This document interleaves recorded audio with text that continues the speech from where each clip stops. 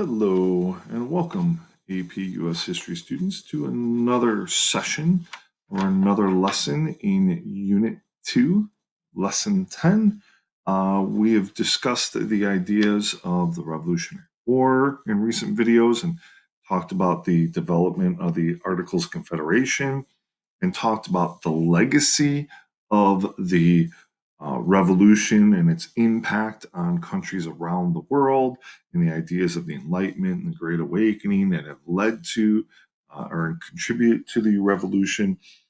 And we're going to take a look today at how people will question the strength or lack of strength of the Articles of Confederation. And we're going to talk about this idea of building this new constitution, this new Republican idea, and whether or not the ideas of building this new constitution and throwing out essentially the Articles of Confederation is more revolutionary than the actual Revolutionary War itself. So we're going to take a look at those impacts. We are still in time period 3 on the AP College Board of 1754 to 1800.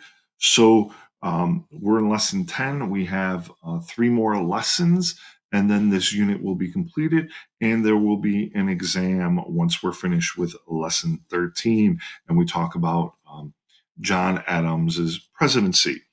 Okay, so that'll be the last of this unit, and then the next unit will start in 1800. Okay, so let's go ahead and get started.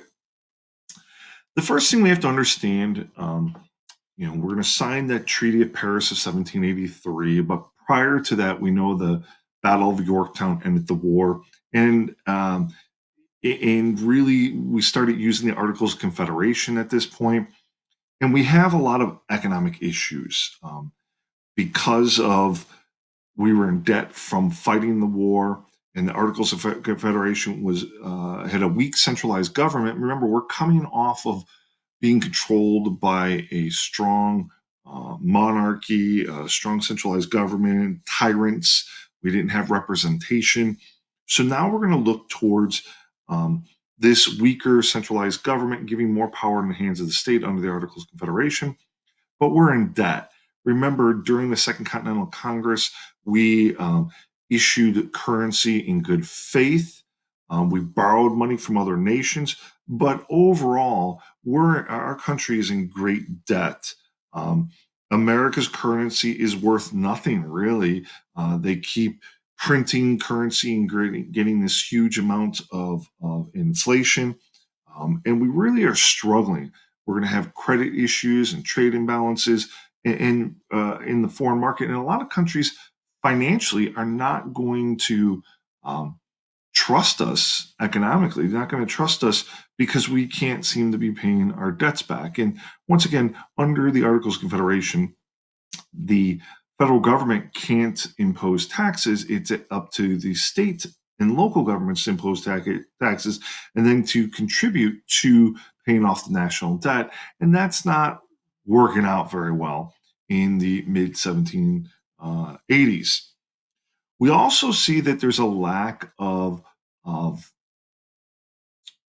consistency within states, whether it's the different state laws, whether or not states are putting in high tariffs on imports. So different states have different rules. And because of that, we lacked consistency.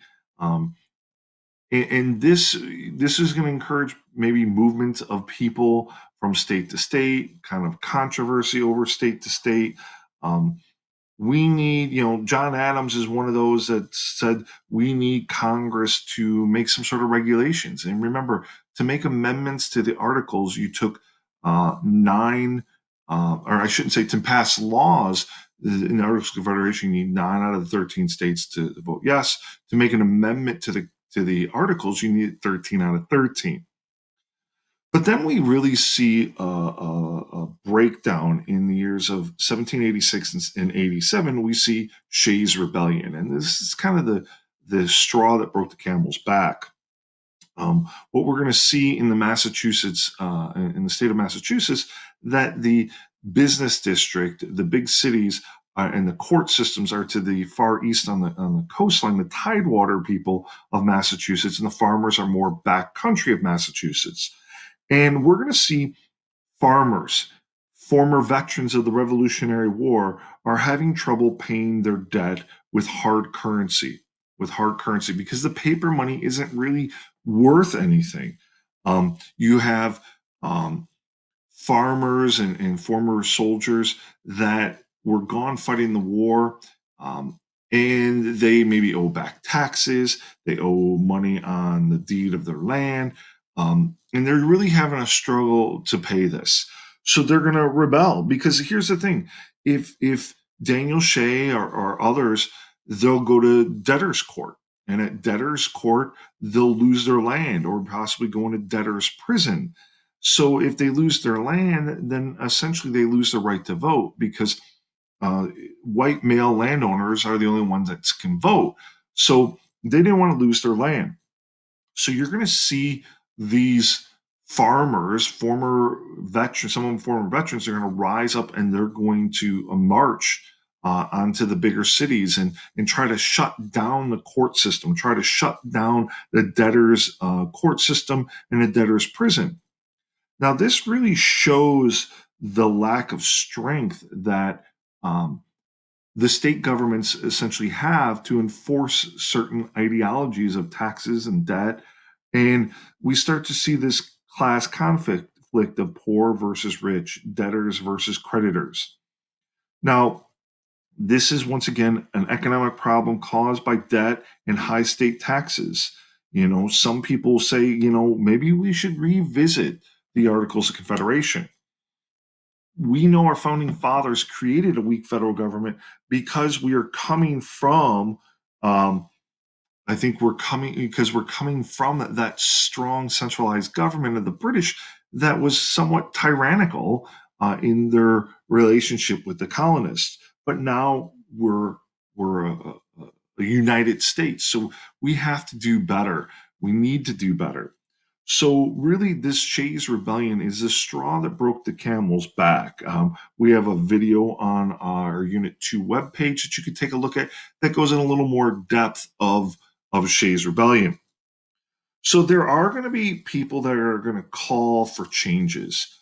Um, and we're going to see that there are radicals that are calling for regulating the regulation of our economy.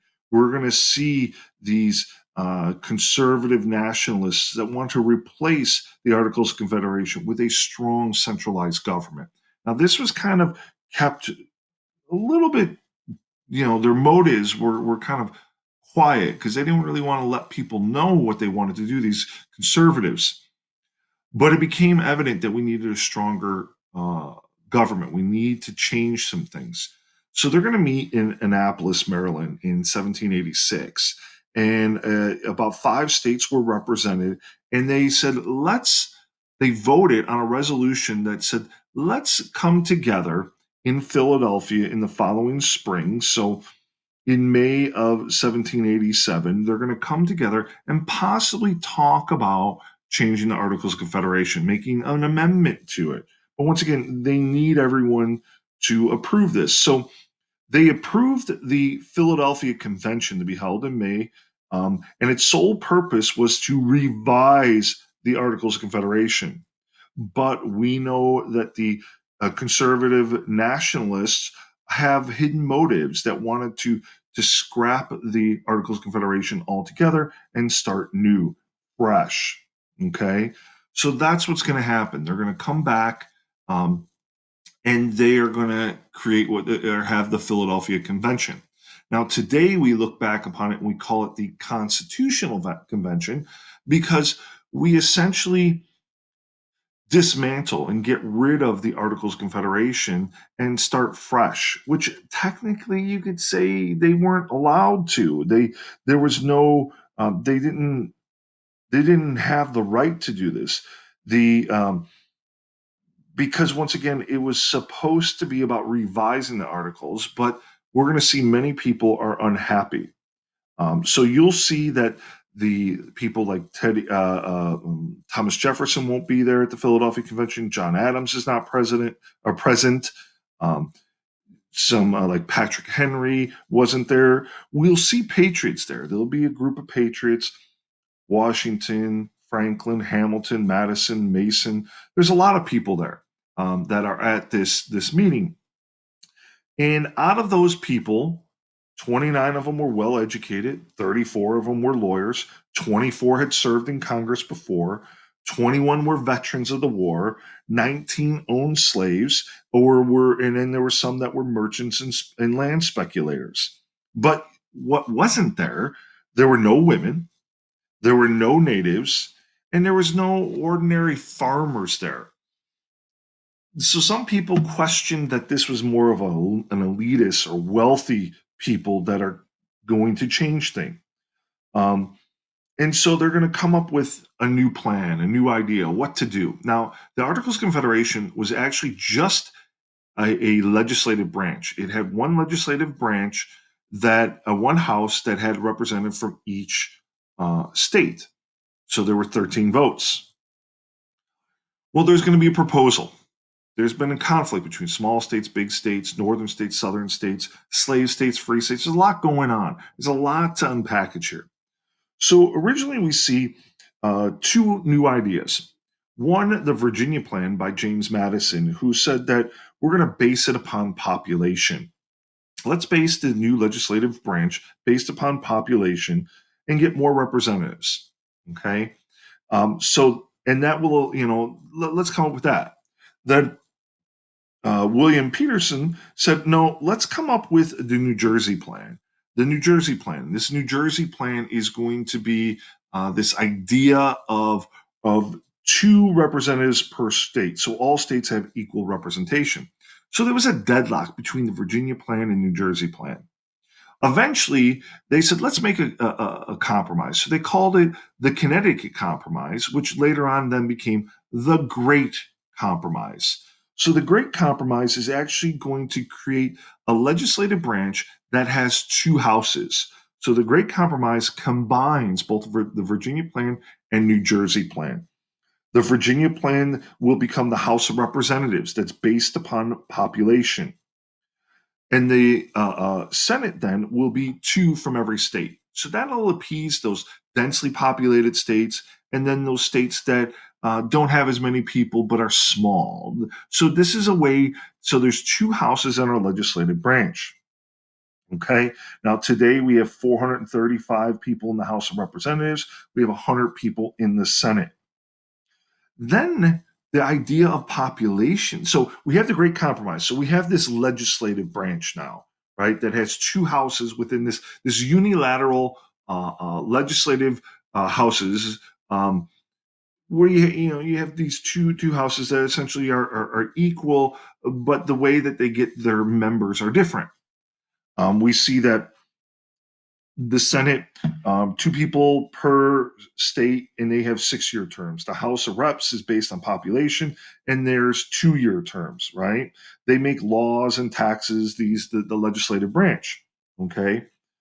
But they started to bring up, and especially slave states, started bringing up the idea of, well, shouldn't we consider slaves in the population?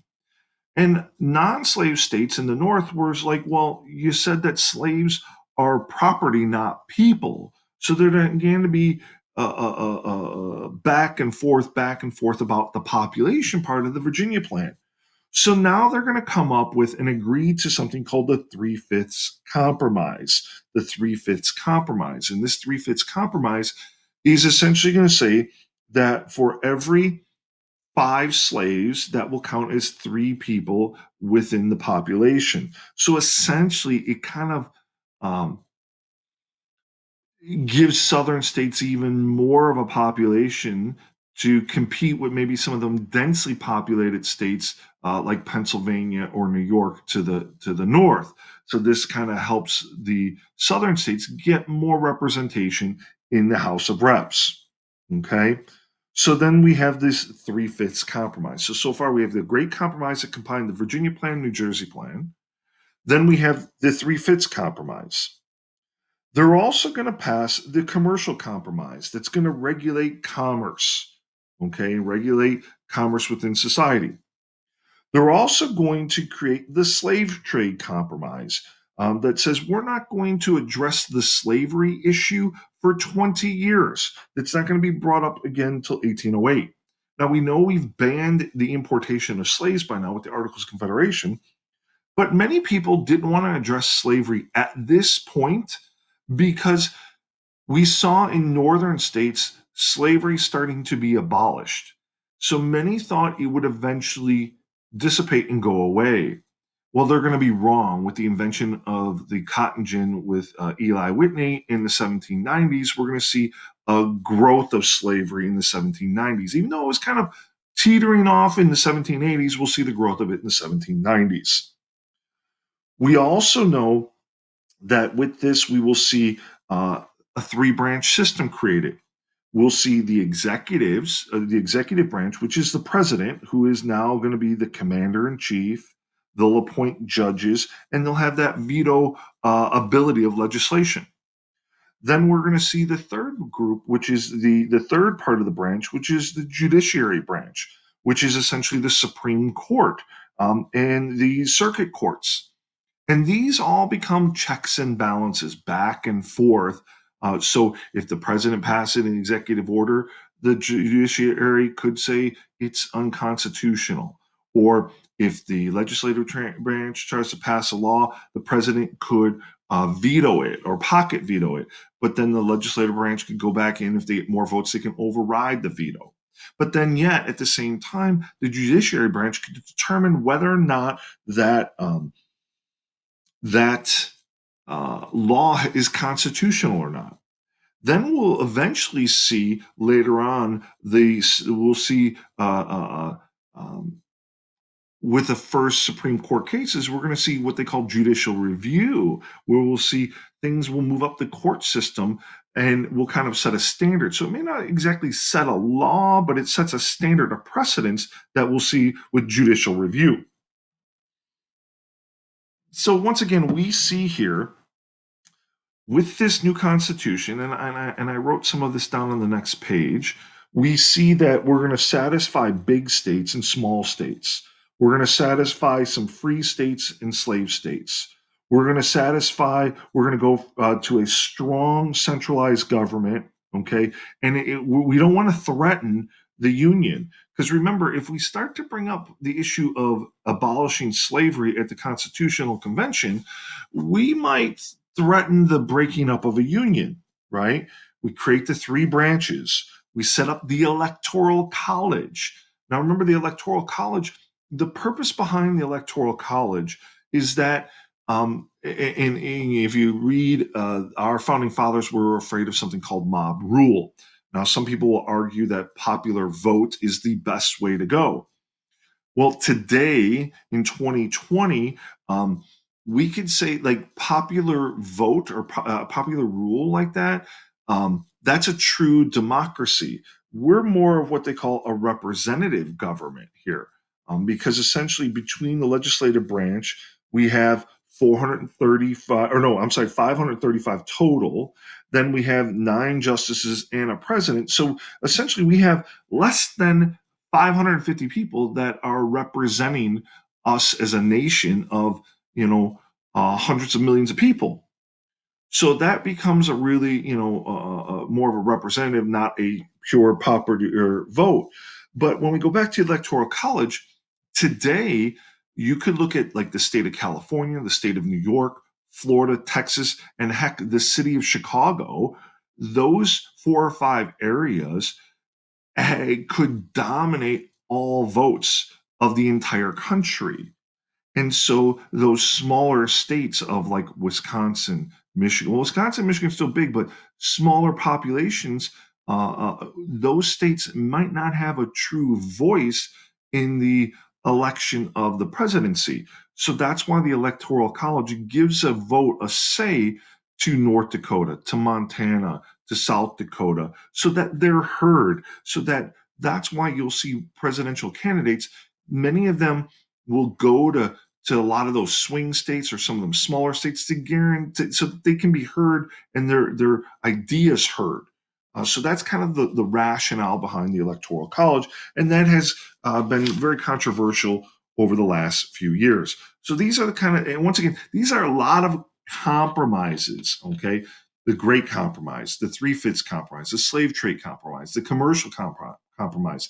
These compromises are like band-aids to some other problems. And we're going to see in the 1850s, some of these band-aids are going to be ripped off and eventually lead to something called the Civil War. And we're going to see throughout the 1790s and throughout the 1800s through 1860 a whole series of compromises and deals that are made within northern states, southern states, western territories, or new western states, because we're starting to see sectionalism develop. So that's what we're going to see. So once again, we set up a three-branch system: executive, judiciary, legislative branches. We set up the slave trade compromise, the commercial compromise, the electoral college. Okay, so those are the things, the steps that are put in. Now, once again, what did the founding fathers say about slavery? Well, not a whole lot. There's the Three-Fifths Compromise, right? And to appease slave and free states with that Three-Fifths Compromise for the House of Representatives. But in our Constitution, they don't really say the word slavery. It's not used. Instead, they say person held to labor. Purple people, or person held to labor. But once again, as we stated before, slavery was starting to diminish, especially in those northern states. And many of the founding fathers thought if they addressed this issue now, that would dissolve the Union. They also thought that it would maybe dissipate and disappear on its own, but we know that will change in the 1790s. The framework, like I said, the framework of the Constitution did not create a true democracy, which is based on popular vote. It's more of a republic where representation exercise power for the public. So we have representatives. So when you go to vote, which I hope when you're 18 you go and vote, you vote. Many people just go by what they see on Twitter, or on social media, or in the news. Go to a candidate's website and look, what do they believe in, and do their values of what they believe in coincide with your values? All right, and then the person that is most similar to you, that's who you vote for. You need to be an educated voter. Okay, now in order to get this new constitution put in place, we need to have it ratified. Okay, we need to have it ratified. So we're going to see this push. All right, even with compromises, there's still many against this new constitution. We have the people that support the constitution that are federalists. Federalists believe in a strong centralized government. Opponents of the constitution were known as anti-federalists. Anti-federalists were more for the Articles of Confederation, a weak central government, and stronger state power. That's so. So Federalists wants a strong central power. Anti-federalists want more of a weak central power, more power in the hands of the states. So it's like the Articles of Confederation. So it was a matter of trying to get these going, get people to want to ratify. Okay, and once again, they scrapped the Articles of Confederation. They didn't revise it, so it kind of broke that Congress's mandate of the Annapolis Convention. But most delegates felt that it had to be done, or the Union would collapse, because we were just in such debt. So they thought it was important to do this, and we really see this Federalist versus Anti-Federalist. Many are concerned that the ratification of the Constitution debated the power of states over the power of central government. So that's really kind of this central power, strong federal government versus states' powers. That's really starts to be this conflict. So the ratification isn't going to happen overnight. It's going to take a little bit of work to help try to convince the citizens of the United States that we needed this Constitution ratified. James Madison, and Alexander Hamilton wrote 85 short little essays, okay, that were called the Federalist Papers. Okay, these essays were written to win support for ratification. So we have Federalists versus Anti-Federalists, right? Federal versus state government. Okay, many Anti-Federalists thought that the Constitution was more for the wealthy, the elite.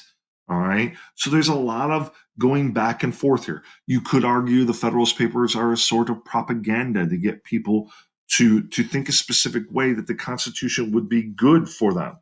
Okay. So that's kind of what we're looking at.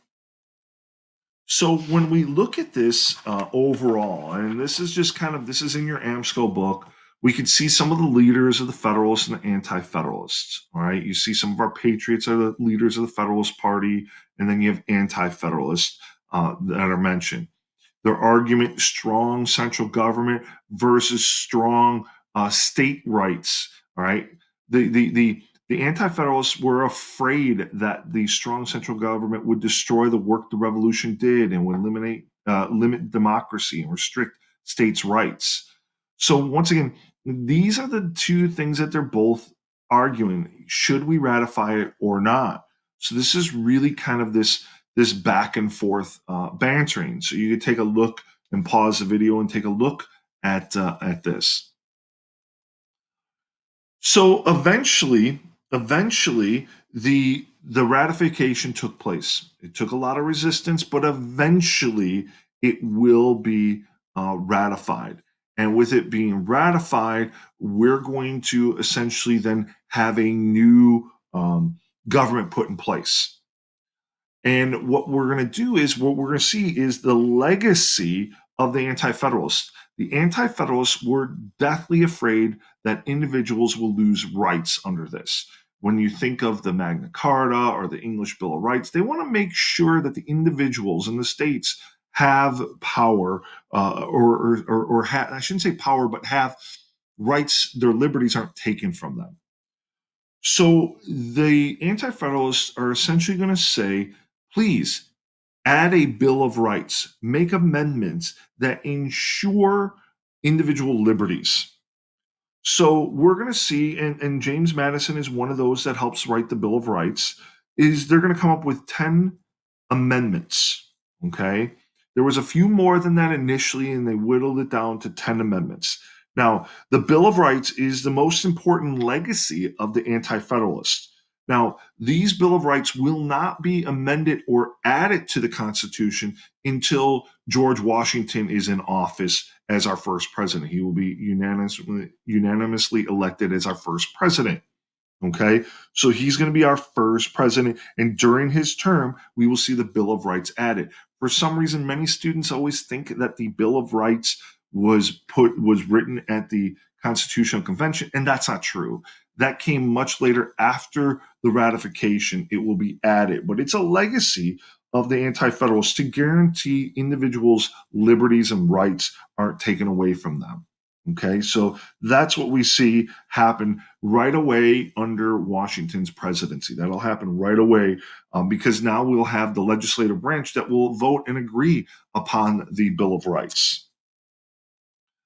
So now we have a new national identity, a new government to lead us from here on out. Okay, we have checks and balances. We have the three branches. So once again, we're trying to create a stable government, a stable economy. We're trying to guarantee people's rights. But once again, when we think of this Constitution, we think of Abigail Adams, remember the ladies. Well, we don't really, women weren't at the Constitutional Convention. Natives weren't at the Constitutional Convention. The everyday farmer wasn't at the Constitutional Convention. So once again, we have people kind of creating this Constitution for us and kind of putting us in motion. And remember, this is a living, breathing document. It can change. There can be amendments made. Things are interpreted differently.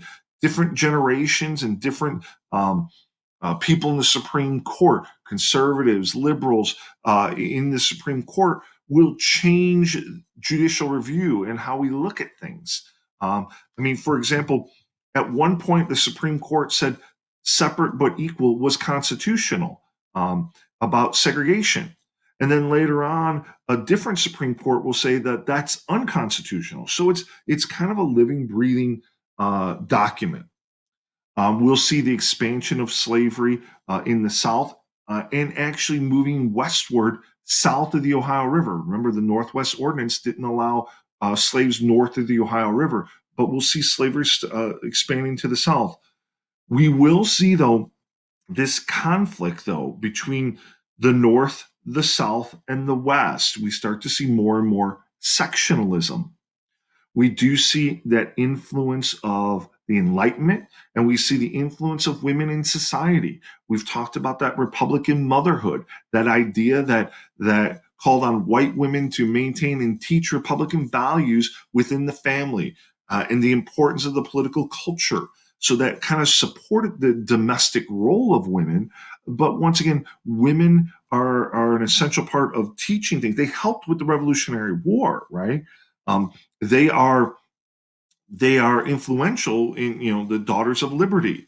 Um, and we see that women by the 1790s, there's going to be a growth, and we're going to see more and more women going on to get educated. So women will play a role, but unfortunately, women won't get the right to vote in our democracy till after World War One.